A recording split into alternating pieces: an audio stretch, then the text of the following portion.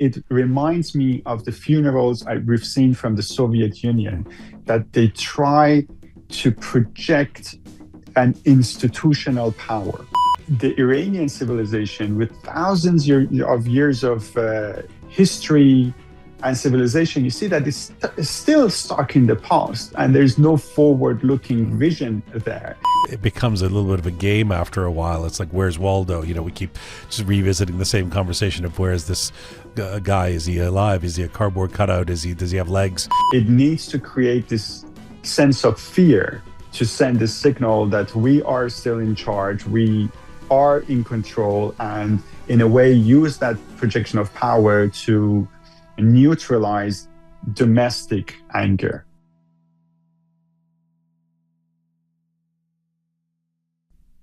Hi there. There are funerals, and then there are funerals used as weapons. This one is a weapon. Let this be a message to dear non-Iranian friends in particular, because most Iranians around the world understand what we are seeing with the manufactured mourning of a supreme leader. Look, of course there are some people mourning Ali Khamenei this week in Iran. There are millions of people in the country, and yes, some genuinely believed in him, some built their lives around the Islamic Republic, some benefited from it. Maybe some simply cannot imagine another Iran. That's not the story. Most dictatorships do have some friends. The story is what happens when an authoritarian state takes grief, mixes it with organized mobilization, state television, carefully chosen camera angles, endless drone shots, pressure to attend for some, and an international propaganda machine, and then exports those images around the world as proof of legitimacy. The funeral as a weapon, not simply to bury a supreme leader, but to bury the idea that the Islamic Republic is vulnerable, to tell Iranians that resistance is futile, and to tell the West that the regime still owns the streets, and to tell its supporters that nothing has changed. Oh, and to flood your social media feeds with images designed to make you doubt what you thought you knew. Some of those images will be authentic, some are not, some will be stripped of context, some will be recycled, some will inevitably be amplified by state propagandists, sympathetic influencers, and those all too eager to carry the regime's narrative into Western media. So when someone posts another sweeping drone shot, another sea of black-clad mourners, another claim of millions in the streets, we don't need to only ask, were the people really there? Of course they were. We might ask instead, what is this image trying to persuade me to believe? Because dictatorships don't need unanimous support, but they do need convincing pictures which can become headlines, which can become narratives to retain, sustain, maintain power. This is how a funeral becomes a weapon. Don't mistake this spectacle for the truth.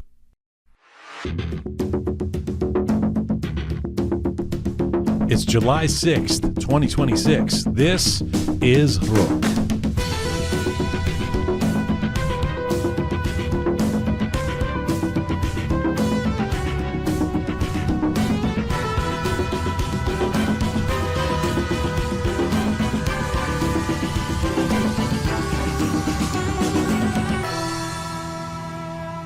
Well, hi there. Welcome to episode 451 of Roqe. I'm Jian Ghomeshi. Hello to you from Toronto. Salam Dostan Aziz. Durud bar shoma. I hope you are doing okay wherever you're tuning in from around the world. Today, a funeral, a crowd, and a regime trying to turn a coffin into a claim of victory. I'll be joined by Bozorgmehr Sharafedin in just a moment, one of our recurring guests. We appreciate him, and hopefully this will be a very interesting conversation. A couple of things before we get started. First of all, well done, England. Come on, England! In the victory over Mexico last night.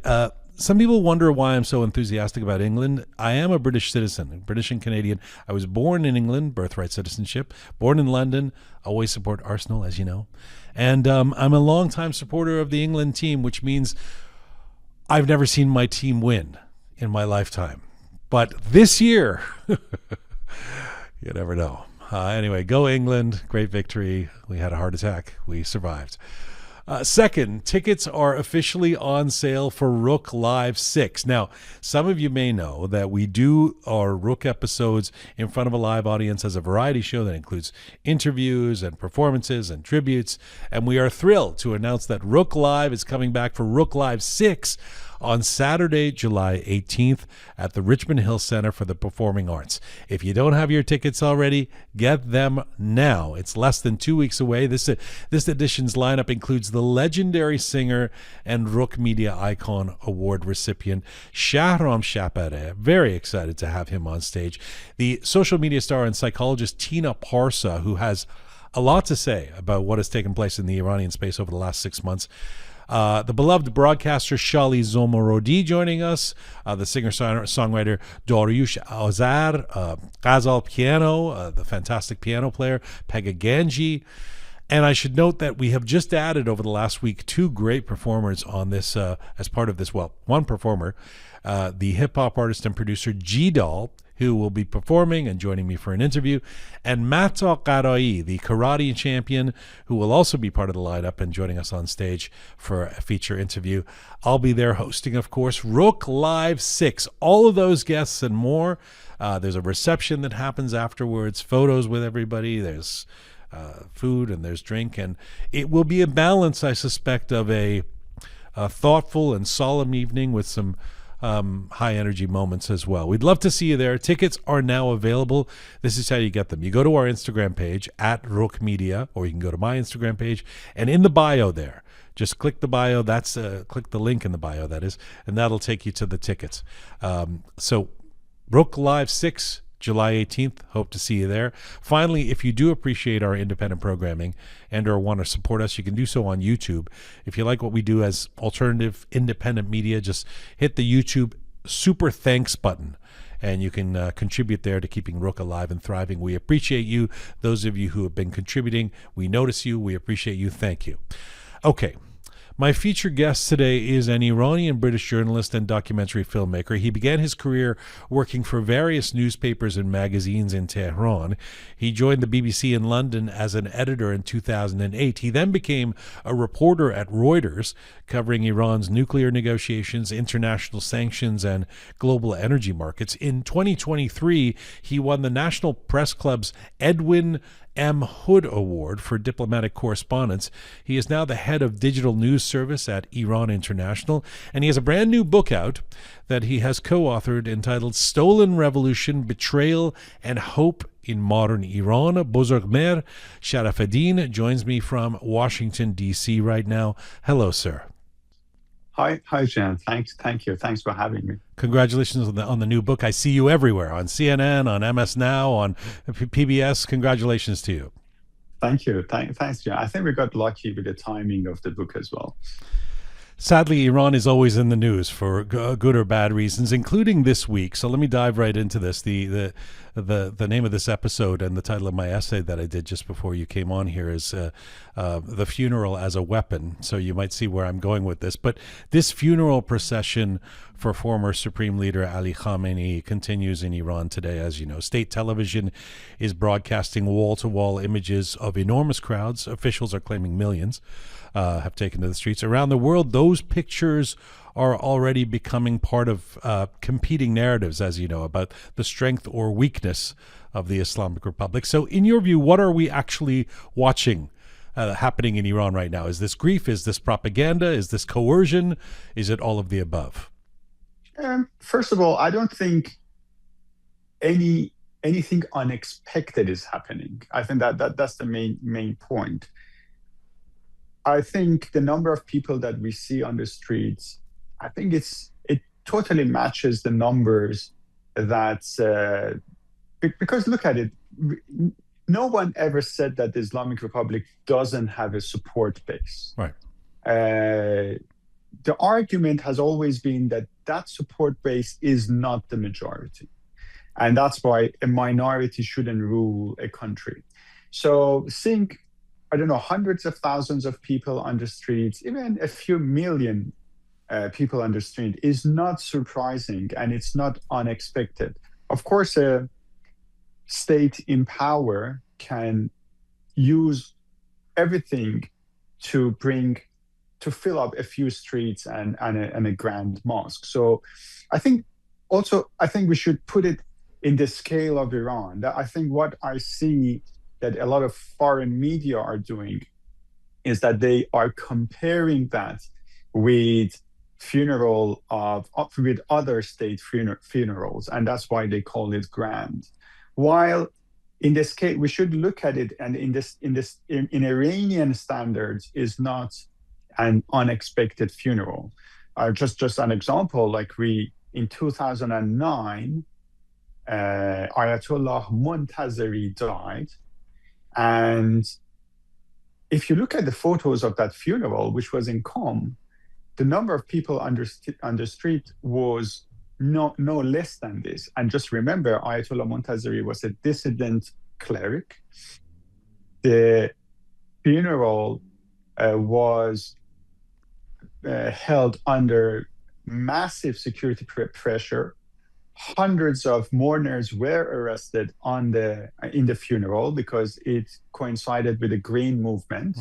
So in this case, if you look at the funeral in the Iranian standards, it's not that massive. Yeah, of course, if you compare it to a funeral in a European country when a state official dies, yeah, of course, this is grand. But you should look at it through the Iranian lens, that it's, first of all, this is a state in power. Of course, it has a support base. I don't know how much is that support base, let's say 20%, 30%, but definitely less than 50%. And to bring 5 million, let's say, or 3 million, or a few hundreds of thousands of those support base is not something difficult at all. Right. So, like, generally, I don't think we see.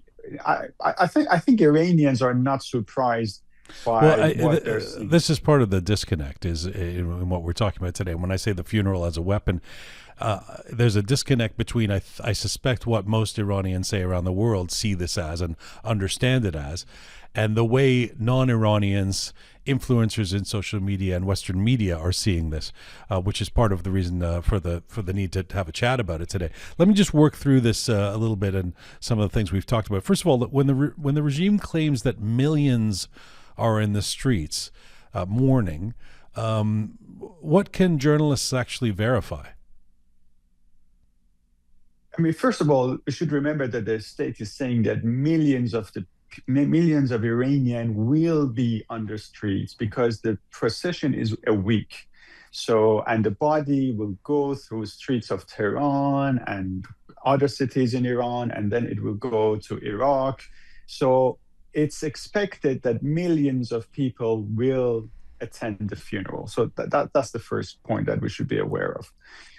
But it's very difficult to assess the exact number in the absence of satellite imagery. So I think with satellite imagery, we can have a better understanding of that. I haven't seen any comprehensive satellite data to be able to analyze that. But the pictures I've seen, the Grand Mosque in Tehran is full. I would give that like 200,000 people, and then some streets around that. So how many streets around that are occupied? It's difficult to say, but I would say that I would seriously doubt that if it goes above 1 million. If it goes above 1 million, I should say that I would consider that a success for a government in crisis. And how do you assess or make any assessment of who these people are and whether a crowd of that size, as you say, if the regime has 10, 15, 20% support, most people have put it at less than 20% inside Iran, that's a few million people. So, it's not a surprise that there's a crowd there. But how do we make any assessment of why they're there and whether this is any expression of popular legitimacy? Yeah, I think that's a good point that you said. I think bringing people to the streets should not be translated into legitimacy, because these are two different concepts. Legitimacy comes from holding majority or supermajority in power. So bringing 1 million people, 2 million people to the streets, that cannot be translated into legitimacy.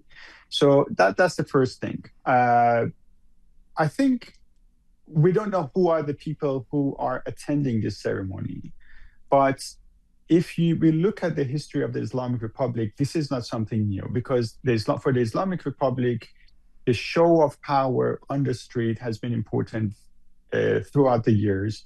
And on several occasions, including the anniversary of the revolution, they have tried to bring many people to the streets, and they're very good at it. So the formula is very simple. You shut down the offices, the schools, the universities, and in most cases, you provide free services from all these governmental offices and schools to bring people to the demonstration. And in most cases, because there is some sort of government pressure. I don't say they force people to go, but imagine if there's a boss waiting for you to take all the employees of a government firm to a funeral or anniversary of the revolution. Not many people can say no to that, because they know that can have implications for their promotions and job security and so on. So this is, I would say that a large part of the attendees are from the base support, they're from the support base of the Islamic Republic. But at the same time, there are people from the gray area that have been somehow forced to attend by these tools that the Islamic Republic has been using to populate other ceremonies as well. And what is the goal here? What is the state? What do these state funerals want to achieve for the regime? If we look back at the more recent ones, Soleimani, Raisi, what are they trying to achieve through this? I think this was a different ceremony. So I think let's look at it differently in a way that, to me, it didn't look like other funeral ceremonies that we saw under the Islamic Republic.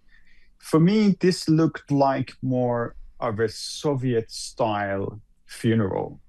The optics were very grand, and you could see it was very meticulously choreographed. Unlike the funeral of Khomeini, which was messy, which was out of control, this one was nicely choreographed in a way that the government had control on every second of it. Sorry, you're talking about Khomeini in 89. Correct. I mean, I wasn't there, obviously, but just seeing the images of it seemed a lot more visceral. If you will, real, than this. Would you agree? Absolutely. That was very, very chaotic and passionate, and it represented the fervor of the revolution. It was very passionate, and it was out of control. The body of Khomeini was taken by the mourners, and the shroud around it was taken. So the Khomeini's body was naked, almost fully naked in the hands of mourners. And at the end, the security forces had to come with a helicopter and shoot in the air to take back the body and take it and put it in a metal coffin and bring it back. And then when they buried the body, they put 3 metal containers, the ones that you put behind the trucks, on top of the tomb, so people don't exhume the body from under the soil. So it was absolutely crazy. And we know many people died in the stampede and in the crowd, and because it was a very hot day as well. So I would say that represented Iran's theocracy and a revolutionary state at that time. It was a very religious ceremony and a very revolutionary ceremony. I would say, in contrast, Khamenei's ceremony doesn't look that religious anymore. It looks like a state funeral, as I said, very choreographed. And to me, it reminds me of the funerals we've seen from the Soviet Union, that they try to project an institutional power, that you see vast banners, and the way they put the coffin up there, and the way dignitaries come to pay respect, everything is meticulously measured in a way to project power. And I think, answering your question, what is the usage of this ceremony? I think that's it, that the projection of power. That's what they seek to show, that they want us to show that even after the war, the state is still strong. The state is still fully in control of the situation. I think that's the narrative they were trying to show by this funeral. One of the reasons I wanted to have this conversation with you is because I think you're correct. I mean, in your first answer, that for most Iranians who form most of our audience around the world, this is met with not a great deal of surprise, this kind of spectacle, and there might even be a shrug or an eye roll. Of course, they're doing that. But my precipitant for wanting to talk about it today and actually shed some light on it is seeing what I'm seeing in social media in places like X and Instagram from non-Iranian types, including some influencers or so-called journalists, or who I don't know if they're paid propagandists or they're just ideologically enthusiastic, or they're, they just think this is clickbait, or I don't know, but are saying things like, "Look, see, this is, look at these millions of people. Clearly, this regime has a lot of power," and all that stuff you heard about over the last few months about opposition and revolution and people in the streets and Reza Pahlavi. That was all nonsense. And that is quite powerful to be seeing that in social media I believe in a dangerous way. What does the regime want foreign media and social media to be saying this week, and are they accomplishing mission again in the narrative war? I think they've done that many times, and I think they were somehow successful in doing that. So the system is very simple. You go and find people in Western societies who are critical of the system, and then you bring them to Iran, you give them access to exclusive scenes, and then they will go and project this ideology to their followers. This is really unbelievable, that you see that you can see, like, there was this clip of this American girl who was saying "death to America" in Farsi in front of the camera. And she's American, she's very critical of the US policies, but to see that how she was recruited by the Islamic Republic's ideology, and how now she is even happy to come in front of the camera and say that "death to America," it shows that how the Islamic Republic has been successful in identifying and then empowering such characters in the Western society. And I think there is also, I was following a lot of public figures who attended the funeral from the West, and most of them come from the left ideology. I think for those, a lot of these leftists are very critical of the US policies in the Middle East and around the world, especially the wars that the US has fought. So I think in that sense, again, identifying such people, it's not new. They've been doing that through their TV channels, Iranian TV channels, and other platforms. So those figures had been already identified and had some connections with the Islamic Republic. In these moments, you just need to bring them to Tehran, and these guys, they go and even serve water to the mourners, and one of them was joined the drummers, and they were drumming. And these are the scenes that, look, the Islamic Republic loves it, because it shows a Westerner is putting like kind of approving their ideology. And for these guys, this is a winning situation because they go and tell their supporters that I was at the thick of it. I was among the mourners and drumming with them. So look at me. I'm so brave and I'm so adventurous to be able to get there. So I think it's a win-win situation for them. Bozorgmehr, when you talk about the incentive for doing this, the goal that they're trying to achieve is to project power. I immediately think in terms of externally to the rest of the world, projecting that power to media, to global leaders, to even the Iranian diaspora, etc. How important is the projection of power? This funeral being used as a tool for that. Inside Iran, how important do you believe this kind of selling this kind of narrative is for the regime to the Iranian people who are inside Iran? I think it's very important. Look, I divide the history of the Islamic Republic into three phases. The first phase, which was the first decade of the revolution, Iran was facing external pressure. That was the Iran-Iraq war, and this fear that the US government will come and do something to topple us. And there will be a military coup or something. That's why they seized the US hostages and all those things. So in the first decade or the first phase, I would say that the Islamic Republic was dealing with far external pressures. The second phase, I would say that the Islamic Republic was trying to contain a domestic internal pressure, which was the reform movement, that it was obviously there was some discontent from within that the system was trying to contain. And we saw the Green Movement and other demonstrations that came, that it showed people were angry and the system was trying to contain that energy and demand for change.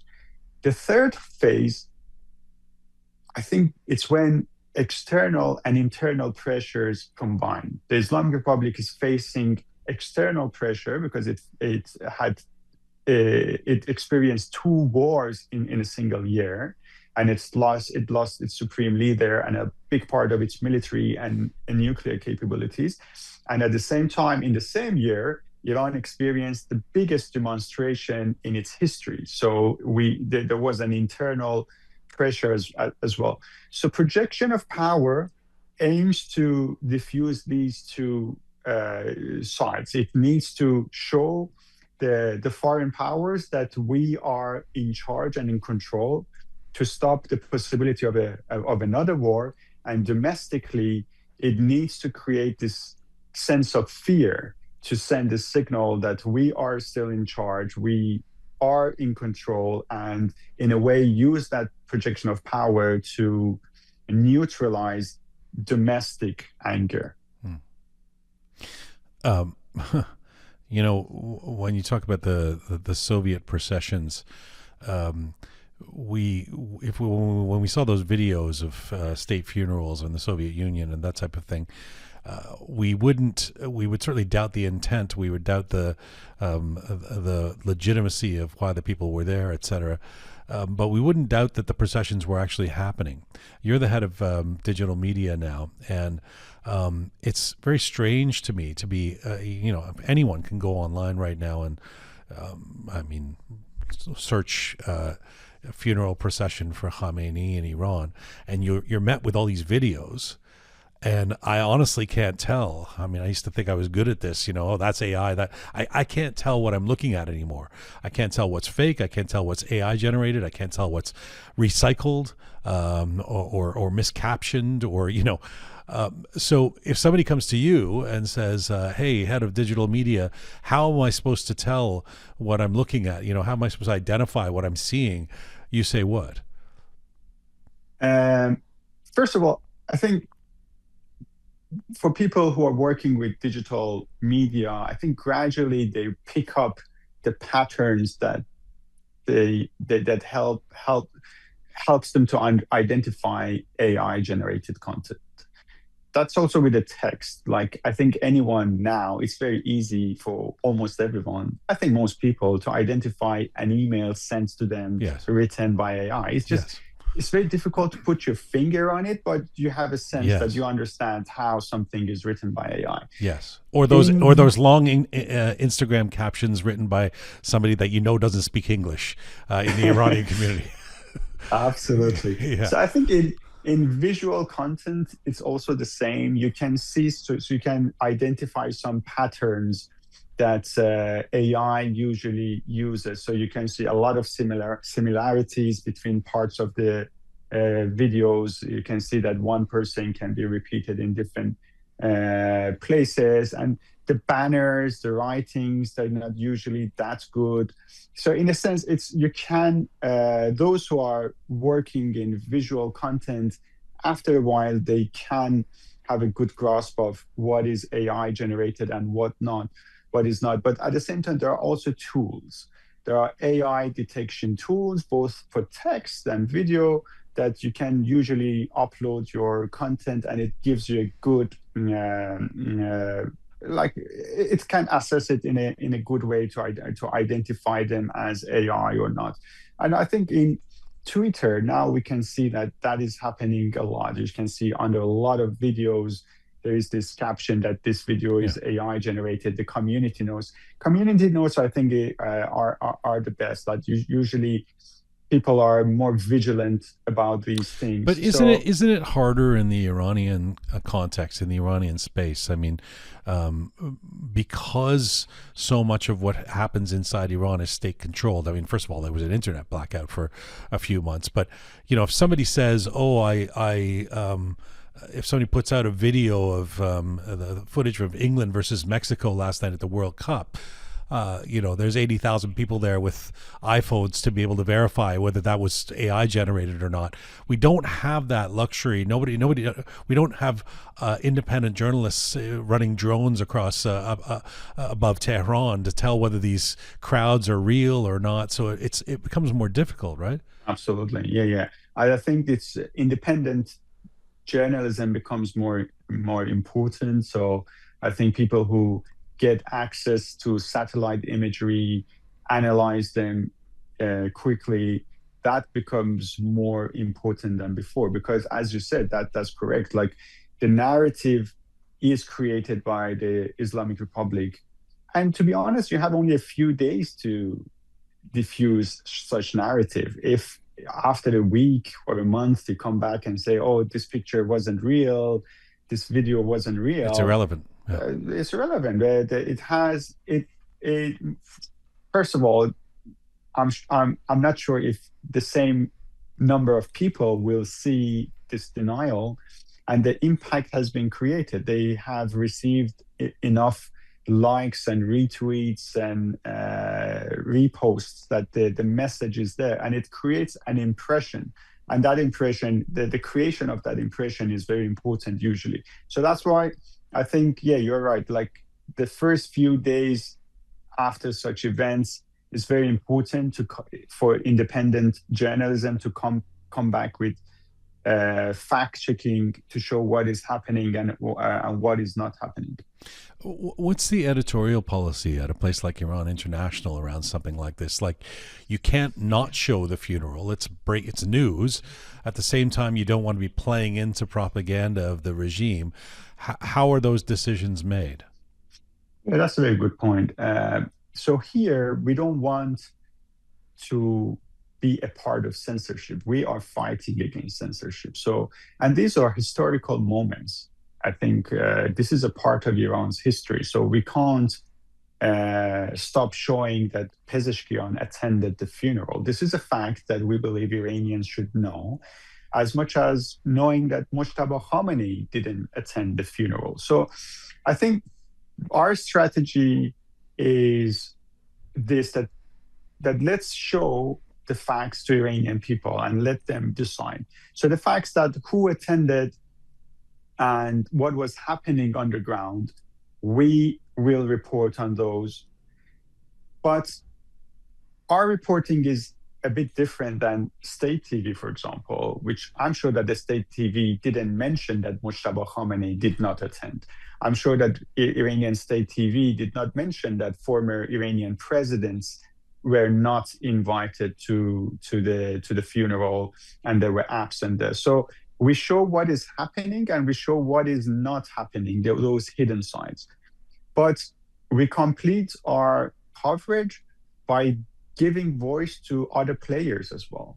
Iranian people are a big part of this game, so our coverage is combined with what Iranian people are thinking and saying about the funeral. Our coverage is also giving voice to like opposition figures, what they think about Khamenei's legacy, what they think about the state funeral. So while we are reporting on the state funeral and giving the facts that we believe the audience should know, we also give them a comprehensive picture of other players that are usually censored by the state media. Okay. I mean, you said the magic word Mojtaba, so I fear I have to ask about him. I mean, I sort of hesitate because it becomes a little bit of a game after a while. It's like, where's Waldo? You know, we keep just revisiting the same conversation of where's this guy? Is he alive? Is he a cardboard cutout? Does he have legs? But what is your sense of why Mojtaba is not there? And does it really suggest anything broader in terms of the regime's insecurity or instability? I mean, they're claiming he's not there for security reasons, which is a bit of a joke because everyone else is lined up there. So you would think that if there's security issues, the rest of them wouldn't be there all in one place. What's your sense?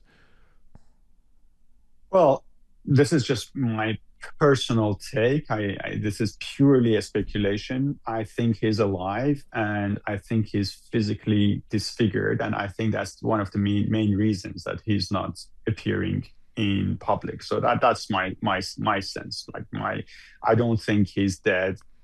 But I think the interesting part is that how, for whatever reason, it might be security reasons, he might be under security control / house arrest type of situation that he doesn't have control over his movements, for whatever reason, or it's because of it might be because of his disfigurement. The interesting part is that how they tapped into the mythology that they had created over years or even centuries, that this hidden imam, if for 50 years the Islamic Republic was promoting this idea that you can be fully in charge of the affairs and be hidden, to be the hidden imam, and for centuries the Shia Islam was using that mythology to justify its existence, that we have an imam, okay, where is he? Oh, he's hiding. So that mythology suddenly became so useful, and you just need to plug yourself to that mythology to get legitimacy for yourself. So I think that was a very clever move that Mojtaba did. So being hidden is not a disadvantage ideologically for him. It can be even an advantage, that I'm doing what other hidden imams did over the years. Let's say that MKO Mujahideen also tapped into that the leader is also absent for many years. So it's this model has been used by other political groups as well. So in that sense, that's interesting. But to me, that's a type of a damage control. You can't deny that Mojtaba has started his leadership at a disadvantage. So not to be able to be publicly present and take control of the situation, I think it's not easy for him. Look, I think any leader, when they come to power, they somehow started as at a disadvantage. Khamenei, when he started his leadership, he was a weak leader. And there are a lot of stories that maybe he was chosen because of his weakness, because all factions could agree on him and no faction felt threatened by him. And it took him almost 10 years to eliminate all those factions and become number one in the country. He wasn't number one even when he was elected or selected as the supreme leader. So Mojtaba also starts his leadership as a weak leader, which is a norm. I don't think it's anything strange, but he would not have, his time will be limited until he can turn the page and show himself as the boss, as the real person in power. And I think he starts his leadership at a disadvantage to his father as well, because when Khamenei was elected, he served for 8 years as president. He was a publicly known figure, and he was not living in a bunker. So for Mojtaba to turn the table, he will have a much more difficult time and task than his father. By the way, this part is reminiscent of the Soviet era as well.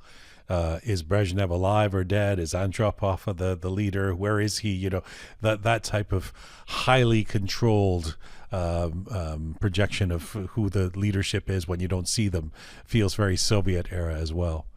Especially in a moment where there's cameras everywhere and social media everywhere, etc. To not be able to see someone it's like you say, mythical.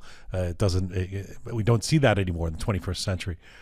A final question to you. I mean, it is interesting to me that you're sitting in Washington and this is happening at the exact same time as the 250th anniversary of America, which President Trump and the administration and some wanted to turn into a massive celebration. I know there were a lot of fireworks and there was some celebration, but this was supposed to be the moment to project, power and unity in the United States, et cetera. And by any metrics, what's happening in Iran right now with this funeral spectacle for Khamenei is much bigger than the 250th anniversary in America. That said, does the regime, after all that we've said, in terms of the utility and the nature of what this and the repetitive nature of what we've seen with these kind of state funerals represent, does the regime gain anything durable from this, in your view? I was thinking about the comparison. It's difficult not to compare the 250th anniversary of the US with the funeral that is happening in Iran. I think, first of all, the anniversary here was more successful. I think US society is a very divided society, as we all know. And the Iranian society is a very divided society as well. Like people who are supporting the system and those who are against it, those who are pro-war and against war. So it's a very divided society as well. But I think the anniversary here, at least from what I could see, could briefly bring people together and create a type of unity that we are trying to serve the US. I don't see that in Iran. I think this ceremony failed to bring any unity to the country. The state even failed to unite itself. The absence of Rouhani, Khatami, and other former presidents, Ahmadinejad and others, it showed that the system cannot even use a funeral to create a momentary unity.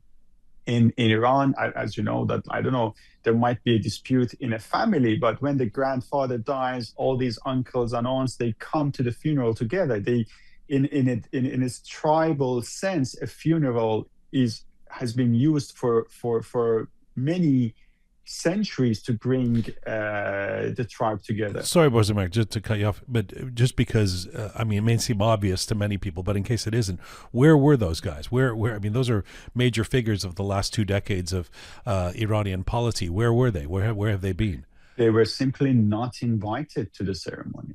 So there is this core power in the Islamic Republic that decided to have control over the body of Khamenei and the funeral, and not share the stage with anyone. So in that sense, other side, like I'm sure that former presidents would have attended the ceremony if they had been invited. But the new ruling elites, these new circles of power, they decided not to share it with others. So in a sense, as I said, I think the ceremony failed to bring unity to Iran.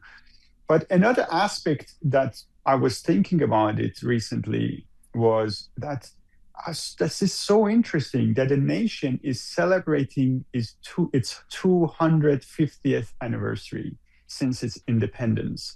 And yet you see 250 is just nothing, it's just, but you see this nation that is so strong and is so forward looking. And I think it's admirable, while you see the Iranian civilization with thousands of years of history and civilization, you see that it's still stuck in the past, and there's no forward-looking vision there. And even looking at the ceremony, this mythology that we discussed about the hidden imam, we are pretty much a state still stuck in the past. So I would say that while I was comparing the two ceremonies, to me, the Iranian model looked like a total failure and something totally irrelevant to the modern era. It's always good to have you on. Thank you for doing this, as ever. Thanks for the wisdom, and congratulations again on the new book. Thanks, Jian. Thanks for having me. Bye-bye. Bye.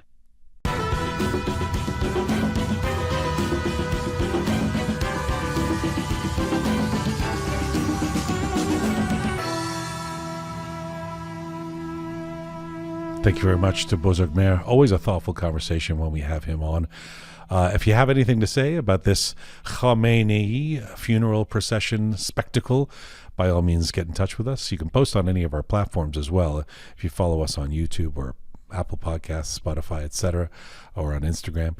Or you can send us an email at info@roqemedia.com, info@roqemedia.com. Remember, you can get tickets for Roqe Live 6 coming up Saturday, July 18th. From our Instagram page, you can link from there, or just go to the Richmond Hill Center for the Performing Arts website and find the tickets there. This is full time for this edition of Roqe. Thank you to the amazing core team who put this show together twice a week. Super Parisa Sanjarani, Super P they call her, Savvy Roham Meher, Mr. Savvy, and the photo and video queen Tina Fatahi. Special thanks as well to our extended Roqe family: charming Kimia, the CK, smart Pega, talented Anahita, methodical Kaveh, who is hard at work on Roqe Live 6, and the rising Keon. Thank you to all of you out there for supporting us and sharing our content. If you are a subscriber, thank you. If you are not, please subscribe on any or all of our platforms. It's free to subscribe. You can find us on Instagram at Roqe Media. You can find me on Instagram at Jian Ghomeshi. And as ever, in the immortal words of my late Uncle Behrang, Mizun Bashi.